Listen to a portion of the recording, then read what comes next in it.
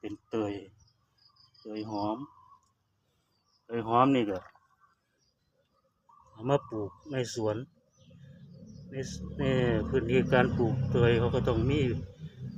ที่ลุ่มสำหรับน้ำขังตลอดแต่ว่าสีสวนของเฮานี่บ่มีที่ลุ่มเฮาก็สร้างขึ้นมาโดยการใส่กระมังเอามาน้ำใส่แล้วเอาเตยใส่กระถางแล้วก็มาวางในกระมังที่มีน้ำถ้าเฮาปลูกในน้ำเลยก็บ่ได้เฮาต้องมีน้ำขังในกระมังแล้วก็เตยต้องอยู่ในกระถางอีกที่หนึ่งเพราะว่ารากเขาสิดูดผ่านลงไปในกระถางแล้วก็ผ่านลงไปในน้ำไปดูที่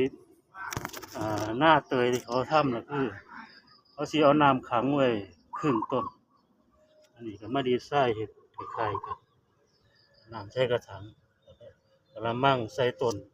เตยแล้วก็มาวางรู้สึกว่าได้ผลดีงามเป็นที่ต้องการของตลาดนี่เป็นการทดลองครับสามารถเอาไปขยายพันธุ์ได้ลงไปผู้ใดที่บ่มีบ่ที่สิลงหน้าเตยสามารถเอาไปดีไซน์ได้ทั้งตึกทั้งบ้านทั้งหอต่างๆสามารถเฮ็ดได้ปลูกธรรมดาเขาสิบ่งามแต่ลงกระมังแล้วก็เอากระมังใส่น้ำแล้วก็เอาเตยใส่กระถางวางตัวนี้ก็ถือว่าโอเค